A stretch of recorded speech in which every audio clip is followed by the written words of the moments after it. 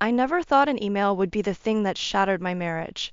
It was just sitting there in Sam's inbox when I used his laptop to print some documents for work, a message from the hiring committee at his office.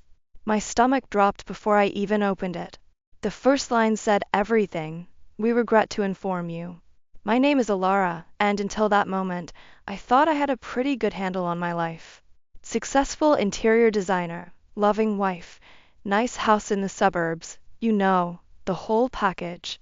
But watching my husband's face as he walked through the door that evening, I realized how much of that perfect life was just carefully arranged window dressing. "Hey," I said, trying to keep my voice casual. "How was your day?" Sam loosened his tie, that familiar crease between his eyebrows deeper than usual. "Fine. Just another day at the office." He wouldn't meet my eyes. "Nothing interesting happened today?" His shoulders tensed. "What do you mean?" "Sam," I said softly, "I saw the email. I'm so sorry about the promotion." The change was instant. His face hardened, and something ugly flashed across his features.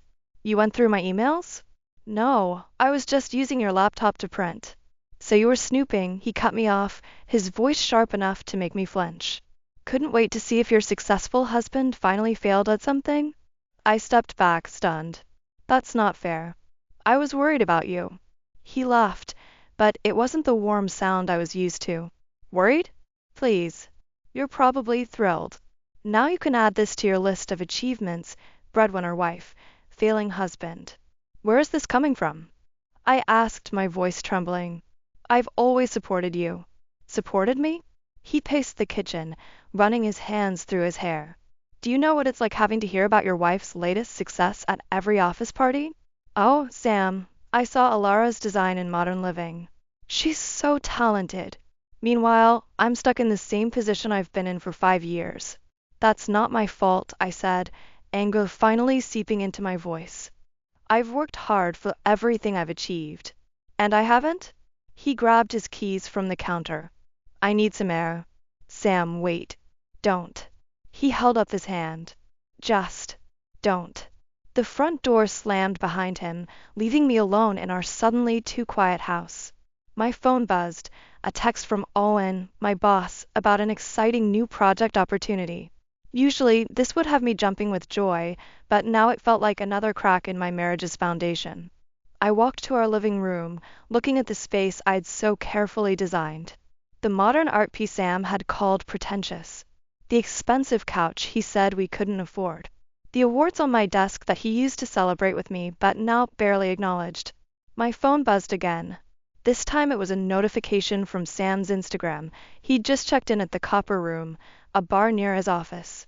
In the photo's background, I could see a woman in a red dress, her hand on someone's arm.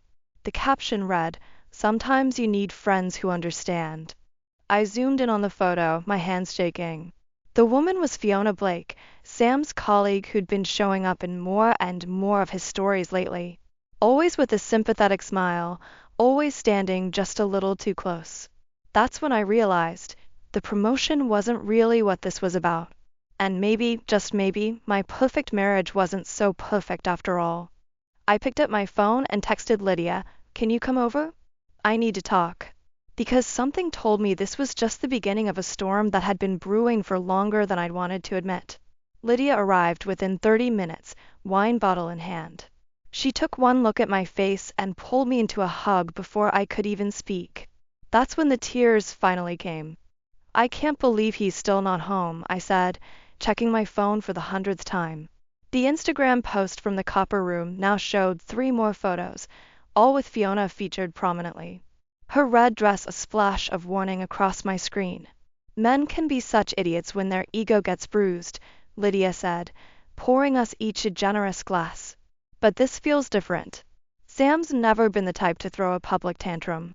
"He's changed," I admitted, the words tasting bitter. "Ever since I landed the Peterson account last month, it's like he can barely look at me. Yesterday, he didn't even come to bed. Said he had work to catch up on." "At midnight?" I shrugged, but my stomach turned. "He's been staying late at the office a lot lately."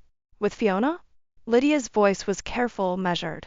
They're just colleagues, I said automatically, but even I could hear the doubt in my voice.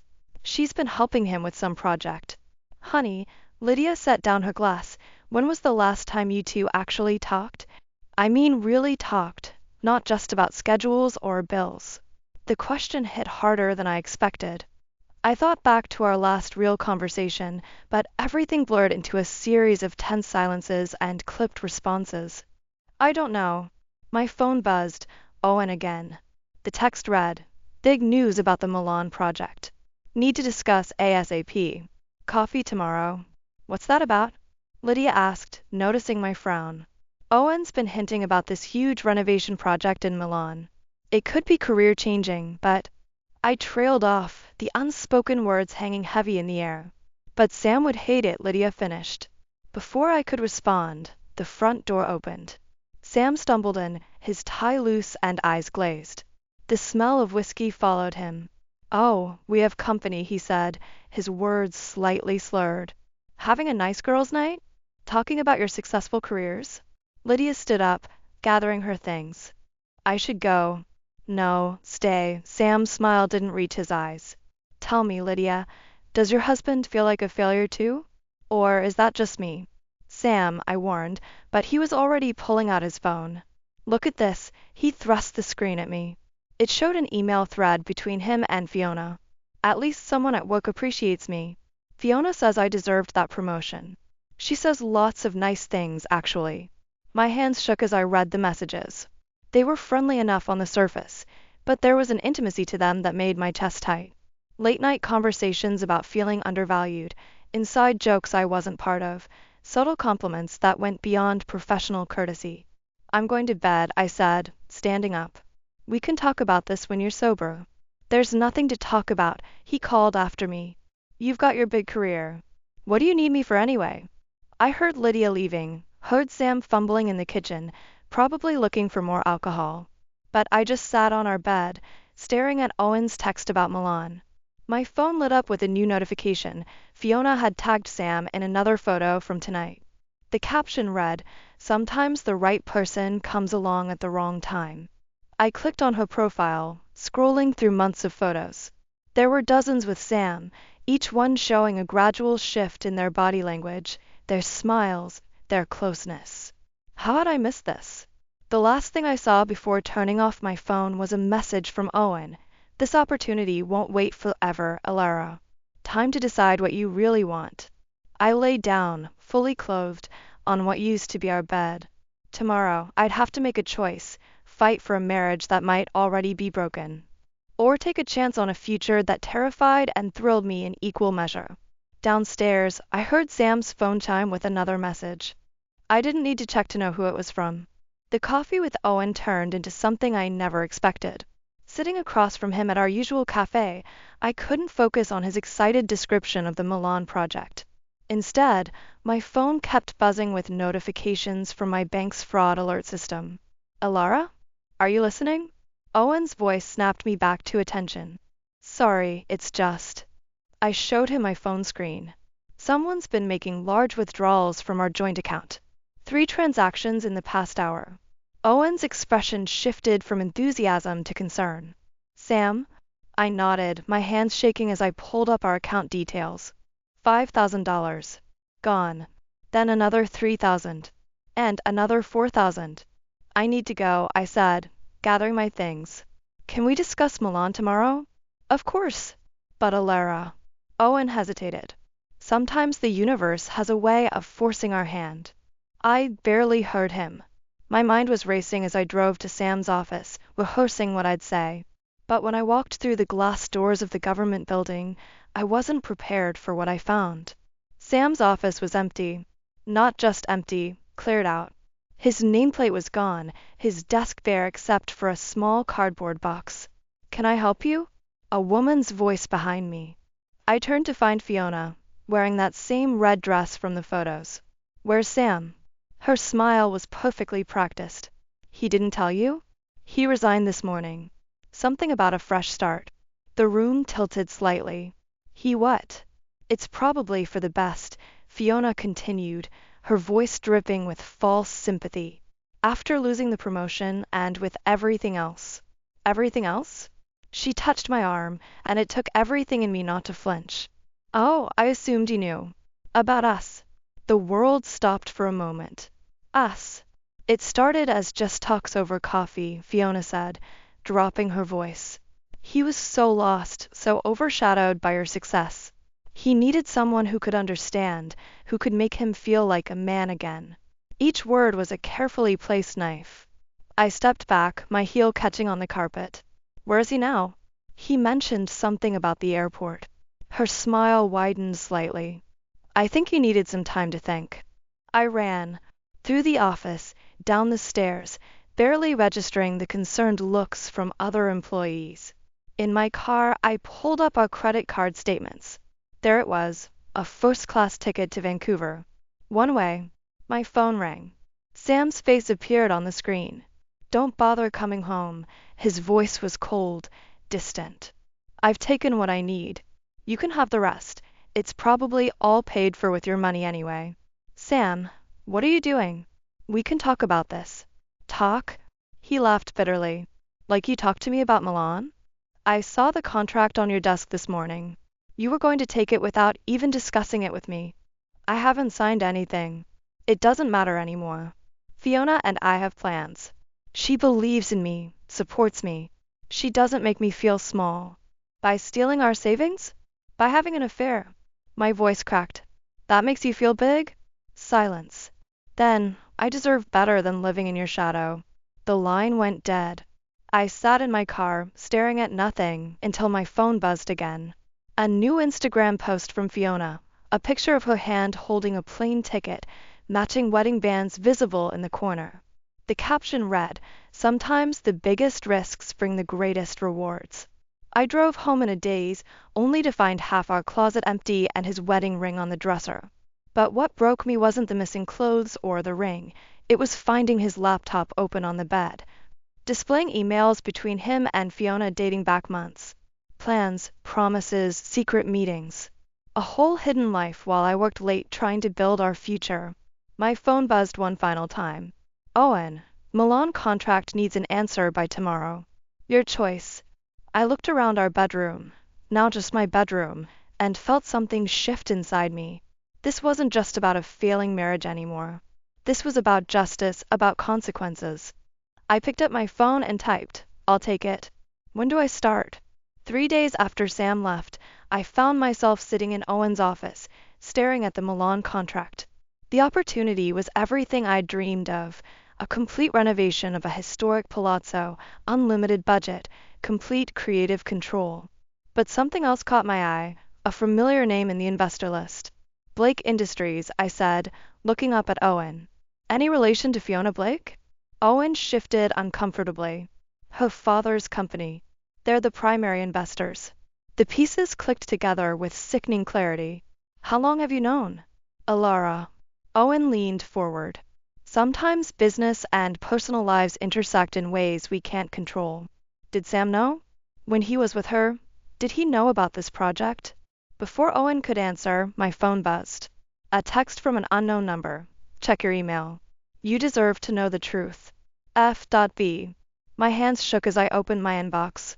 There it was, dozens of forwarded emails between Sam and Fiona, dating back months before his failed promotion. They'd been planning this, Sam feeding her information about government contracts, Fiona promising him a position in her father's company. My success wasn't just wounding his ego, it was threatening their scheme. I need air, I muttered, standing up so quickly my chair toppled over. The contract deadline is tomorrow, Owen called after me. We need your answer. I drove to our house, my house now, and found Lydia waiting on the porch. I brought wine and takeout, she said, but stopped when she saw my face. What happened? Inside, I showed her the emails. It wasn't just an affair, I said, my voice hollow. It was a business plan. They needed inside information about the city's development projects and Sam. That son of a bitch, Lydia whispered, scrolling through the messages. Have you called a lawyer? Not yet. I've been too busy trying to figure out how I missed all the signs. My phone buzzed again. Another message from Fiona. Sam never loved you. But he did love what your success could do for him. For us. Sorry it had to end this way. I laughed, a sharp, bitter sound. You know what's funny? The Milan project, it's backed by her family's company. If I take it, I'll essentially be working for the woman my husband left me for. Or, Lydia said slowly, you'll be in the perfect position to expose their little scheme. I looked at her. What do you mean? Think about it. Sam and Fiona used your success to set up their plan. Why not use their own project to bring them down? My phone rang, Owen again. Alara, I need your answer about Milan.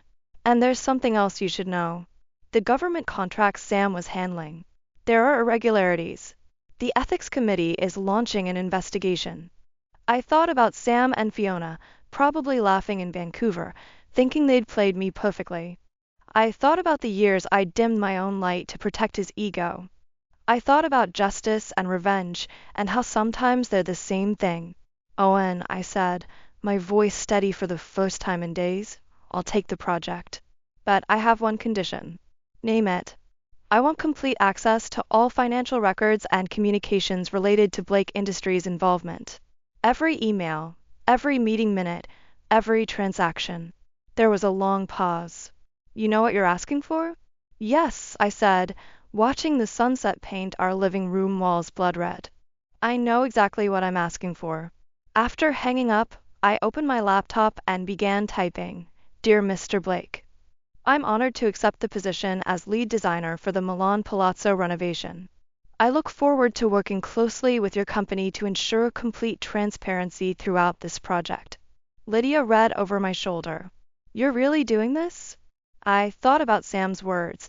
I deserve better than living in your shadow. Maybe he was right, but not in the way he meant. Yes, I said, hitting send. It's time to step into the light. The ethics committee didn't waste any time.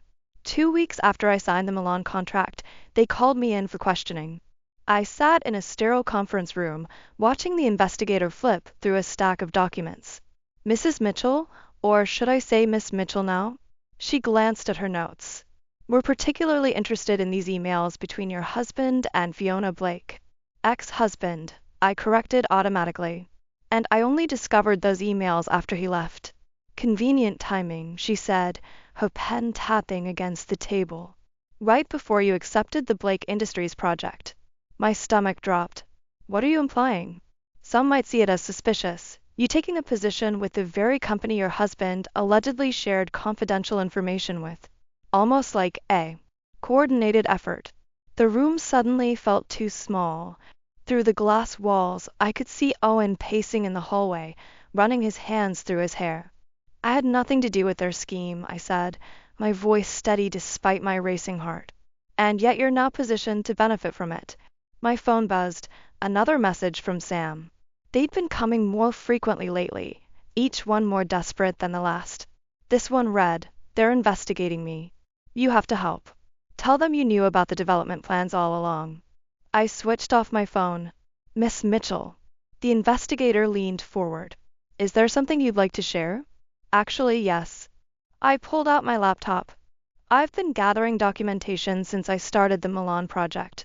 Every irregular transaction, every suspicious meeting between Blake Industries and the government office, including ones that happened before Sam and Fiona's relationship began. Her eyebrows rose. You've been conducting your own investigation? Let's just say I had motivation to look closely at their operation. Later, in Owen's office, he poured us both a drink. You're playing a dangerous game, Alara. Blake Industries isn't just some small-time operation. Neither am I said, but my hands shook as I took the glass. My phone lit up with a text from Lydia. Turn on the news. Now. Owen flipped on the office TV. There was Sam, standing outside the Vancouver courthouse, Fiona notably absent. The headline scrolled beneath, Former Deputy Director faces corruption charges. I trusted the wrong people, Sam was saying, his voice breaking.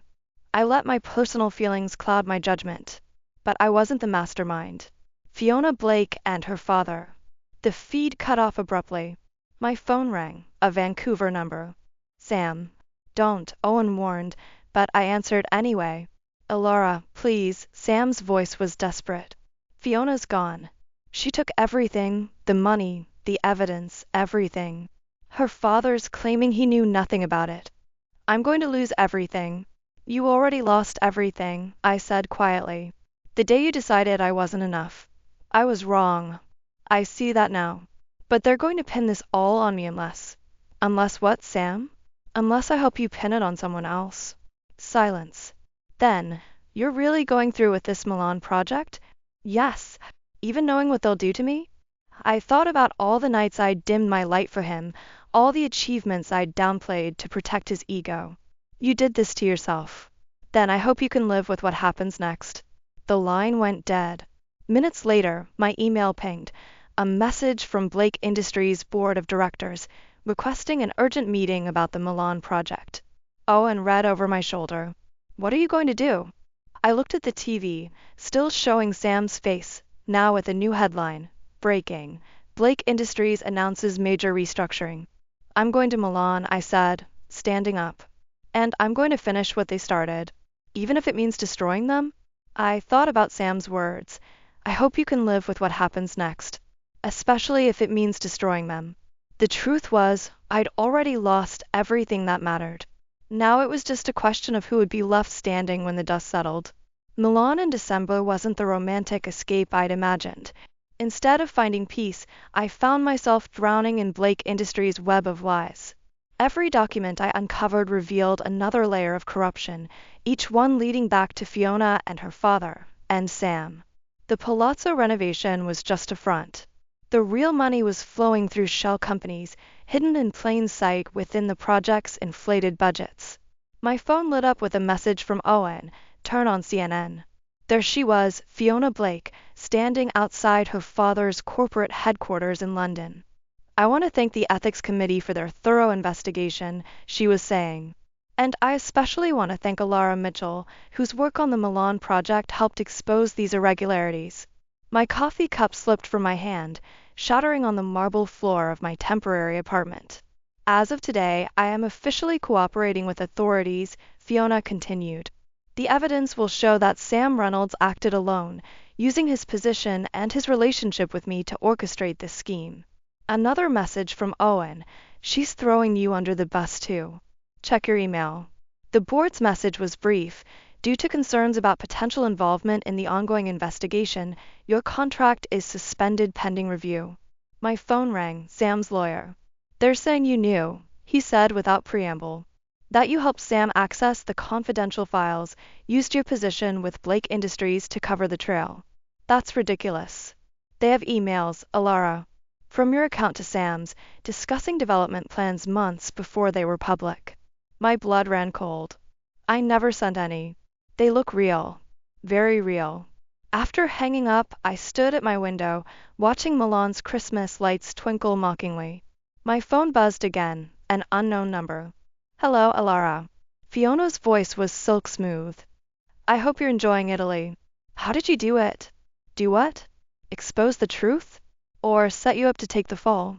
She laughed softly. You know, Sam told me you were smart. Said you'd figure out our plan eventually. But he never thought you'd try to use it against us. Where is he? Oh, somewhere safe. Unlike you. She paused. You should have stayed in your lane, Alara. Stuck to picking paint colors and fabric samples. Now you're going to lose everything, your career, your reputation, maybe even your freedom. My laptop pinged, another email from Blake Industries board. My access to all project files had been revoked. In the Palazzo group chat, my team members were already distancing themselves, their messages professional but cold. Then came the final blow, a video link from Lydia. It showed Sam at a press conference, looking haunted but determined. I need to set the record straight, he was saying. My ex-wife, Alara Mitchell, wasn't just aware of these transactions. She orchestrated them. Her success in the design world was built on insider trading and corrupt deals.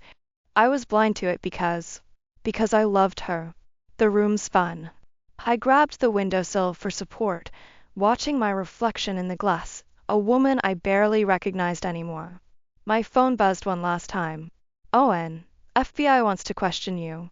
Don't say anything until I get there. I'm on my way to Milan. Outside, photographers were already gathering below my building. Someone had leaked my address. I opened my laptop to transfer money from my accounts, but they were frozen. Every credit card declined. Even my return flight reservation had been canceled. In the bathroom mirror, I finally let myself cry.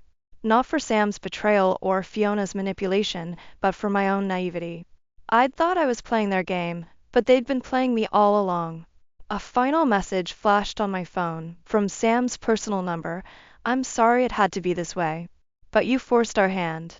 Some battles aren't worth fighting." I looked around my beautiful Milan apartment, paid for by Blake Industries, wondering how many hours I had left here. How many hours before everything I'd built came crashing down? Then I noticed something odd about Sam's message. A small detail that didn't fit. And for the first time in weeks, I felt a spark of hope. Because Sam had finally made a mistake. And maybe, just maybe, it would be enough to bring them all down. Sam's message contained something only I would notice, a reference to our first date at Bella's, spelled with one L instead of two. It was our private joke, our secret code. He was trying to tell me something. I met him at midnight in a small cafe near Milan's Navigli district, my laptop and phone both left behind. The place was empty except for an old man reading a newspaper and a barista wiping down tables. "You look terrible," I said, sliding into the seat across from him. Dark circles under his eyes, expensive suit wrinkled. This wasn't the polished Sam from the press conference. "They're watching everything," he whispered. "Phones, emails, bank accounts. Fiona's father. He's not just a businessman, Alara. The corruption goes deeper than we thought." I laughed bitterly. "There is no we, Sam. You made sure of that." His hands shook as he pushed a USB drive across the table. "I made copies before Fiona could delete everything. The real transactions, the shell companies, the bribes. It's all here. Why should I trust you?" "Because I'm dead if you don't." He glanced at the door. "Fiona never loved me. I was just convenient. Someone they could manipulate, then destroy. But you." He swallowed hard. "You were always stronger than me. That's why I resented you so much." The barista's phone rang, making us both jump. "Why now?" I asked. "Why help me after everything you've done?" "Because." The cafe door chimed. Fiona walked in, elegant as ever in a red coat that matched her lipstick. "How predictable," she said, sliding into the seat next to Sam. "The desperate husband reaches out to his wronged wife. Very romantic." Two men in dark suits appeared at the door. "The USB," Fiona held out her hand. "Now." I reached for it, but Sam's foot pressed against mine under the table, our old signal for trust me. "It's fake," Sam said quietly. "The real evidence is already with Interpol." Fiona's smile faltered. "You're bluffing." "Check your phone," I said. She pulled it out, her face paling as she read. "That's impossible. All the accounts were secure." "Except the one you used to frame me," I said. "The one you accessed using Sam's old laptop, the one I'd used for work. The one that still had my security software installed." The old man with the newspaper stood up, revealing an Interpol badge. The barista pulled out handcuffs. "You really should have checked those emails more carefully," Sam said. "The ones you forged from Alara?" The metadata showed they were created 3 days after I left for Vancouver, when Alara was already in Milan. Fiona lunged for the door, but the agents were faster. As they led her away, she turned to Sam. "They'll still think you were involved. You'll lose everything." "I already lost everything," he said, looking at me. The moment I forgot what mattered. Later, outside the cafe, Sam handed me another USB drive. "The real one," he said. "Everything they did, everything I helped them do. Use it however you want." "Why didn't you just tell me the truth from the beginning?" "They were watching too closely. I had to make them think they'd won." He stepped back. "I don't expect forgiveness, Alara. But I couldn't let them destroy you too." "What will you do now?" "Testify. Face the consequences." He smiled sadly. "Maybe finally learn to stand in someone else's light without feeling shadows." I watched him walk away, the USB drive heavy in my pocket. My phone buzzed. Owen, with news that Blake Industries was facing a major investigation. The Milan project would continue, but under new ownership. The night air was cold, but for the first time in months I felt warm. Not because of victory or revenge, but because I finally understood sometimes the greatest act of love is letting go. I turned toward home, my real home, not the borrowed luxury of a corrupt company, ready to build something new, something entirely my own. 1 year later, I stood in the completed palazzo, now a boutique hotel that bore little resemblance to Blake Industries' original plans. The morning light streamed through restored Renaissance windows, casting patterns across the marble floors I'd chosen. My first solo project, built on truth instead of lies. "It's beautiful," Lydia said, running her hand along a wall I'd insisted on stripping back to its original stone. "You did it, Alara. All by yourself." Not quite by myself. The package that had arrived at my office last week proved that. Inside was a letter from Sam, written the night before everything fell apart, before Fiona, before the corruption scandal, before he chose pride over love. "I see your light," he'd written, "and it terrifies me. Not because it dims mine, but because it shows me who I really am. I hope someday I learn to be worthy of standing in it." The letter came with divorce papers already signed and documents transferring his share of our house entirely to me.